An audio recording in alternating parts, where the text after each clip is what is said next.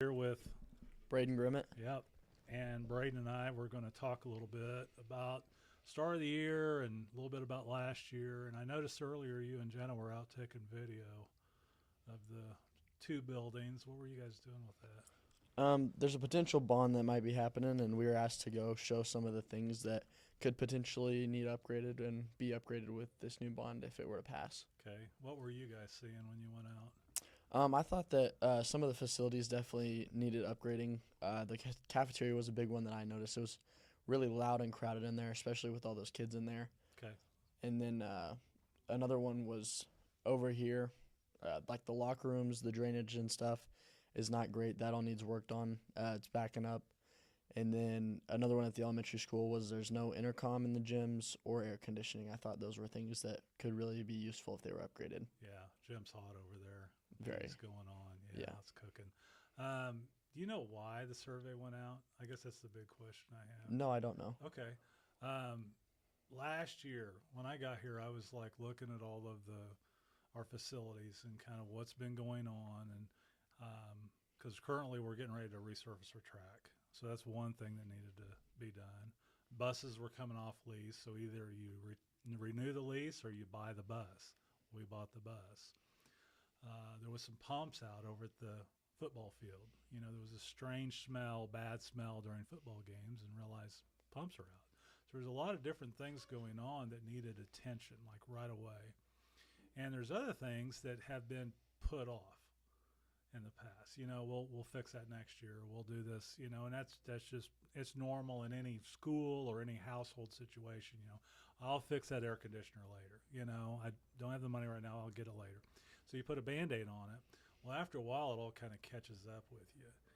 And so I think a couple years ago, what happened with the gym roof? Blew off. Blew off, you know, unexpectedly.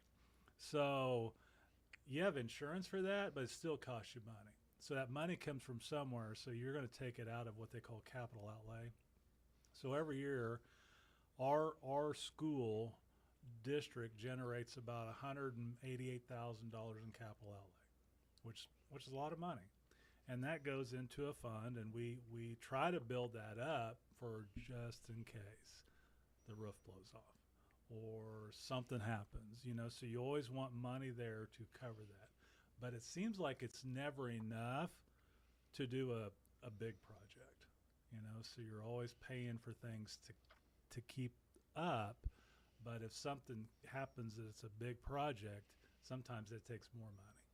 So this last year, bus came off lease, so we bought a bus, which you guys take that bus to get back and forth to your games. It's the nicest bus, so we decided to buy that. This year, we were planning for this year, the track.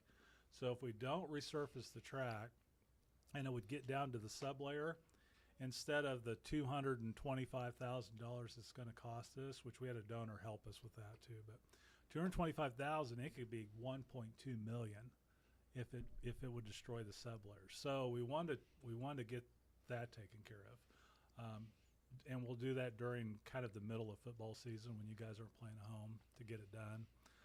So that'll be next year or this year for track. But all of that it all takes money, and it comes from somewhere, and most of that's taken out of capital outlay. So we take it out, then we replenish it the next year. And we try to keep enough in there for the oh no stuff, you know, the roof's blowing off.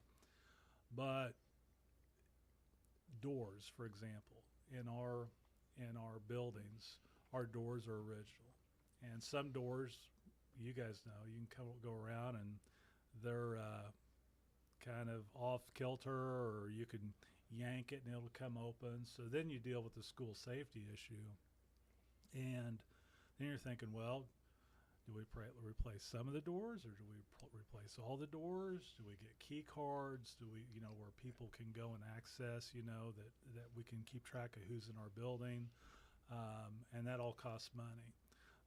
We replaced the elementary doors in Russell when I was there. It was $38,000 just for one set of doors in the elementary with the key card system.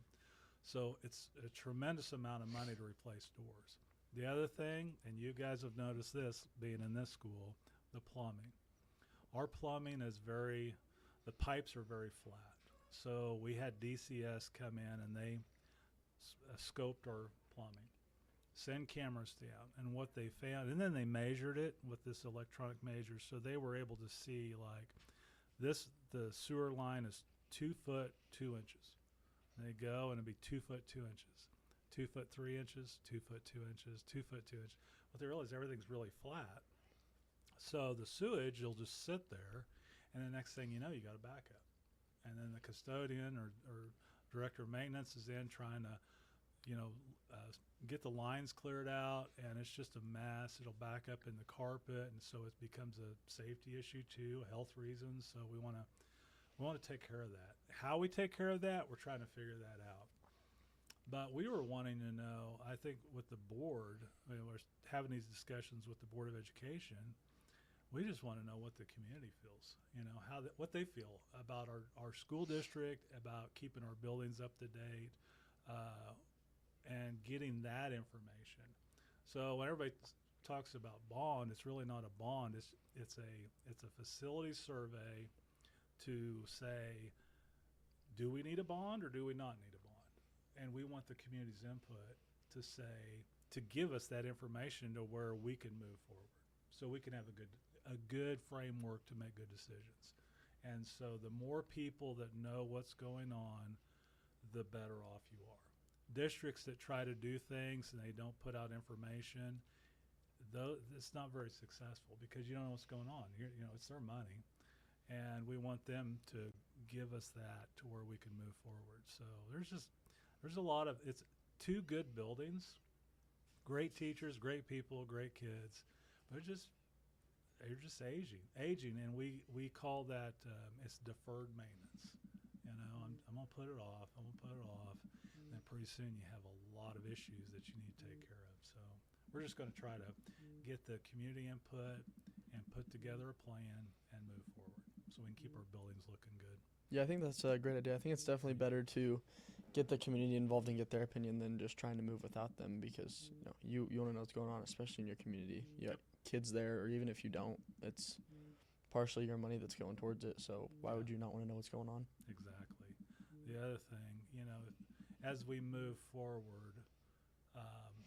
people that don't have kids in the buildings, if they want to come in and just take a tour and see what's going on and give their input, I would love to have that happen. So we'll probably schedule some open house tours. And sometimes it's hard for people to get in because they farm and they're busy, or they have jobs. So they can schedule those through the office at their leisure and come and just check it out. That'd be awesome. That'd be a great way for the community to see what's going on and what it's like in person rather than on camera. Yep. You talked a little bit about welding. That's going to be on our next conversation. So there's some exciting things going on with that. So, but the welding, but part of the survey, it was the fax department. So upgrading all that, because that's all original equipment, and our kids in the school love to cook. So we would look at maybe replacing with a culinary division, giving them certifications with ServSafe. So that would be something new. The doors, the elementary, they are really struggling with the space for like specials, you know, special education, finding the space, and so they have to go behind the stage, and sometimes they're cramped up back there, and it would help that the lunchroom's noisy, which you saw. The walk-in coolers are getting pretty old, and those need looked at. But when I was over there, they go down the stairs to a basement if there's a tornado, or a tornado drill, and that's really not feasible for students. Maybe they're a handicapped student or they're a special needs student, that we need to get them downstairs. It's pretty hard when there's a risk of a tornado. So I talked to Ms. Shield and I said, you know, why don't we just look at maybe doing something with a safe room? Or why don't we do something with the safe room that also is a lunchroom? And that can also, we can put in the walk-in coolers, new walk-in coolers there. So there's a reason behind what we're thinking but we also want community input on the decisions that we're moving forward to. So that's where we're at with it. I think that's great. I think definitely getting the community involved is a good idea. Letting them see it in person, Yep. I think that's a great idea. Well, thanks for sharing time with me. Of course. And thanks for doing the video. And I think the more we can get out to Madison community and our district, the better we'll be. Of course. Thanks, Mr. Wolf. Yeah, thank you. Like and subscribe for more Bulldog Broadcasting content.